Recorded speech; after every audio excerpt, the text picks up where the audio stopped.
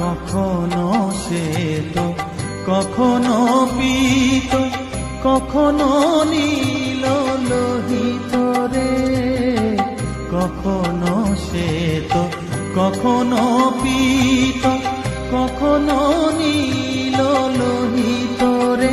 মায়ের সে ভাব কেমনে বুঝিতে না পারি, সে ভাব কেমনে বুঝিতে না পারি।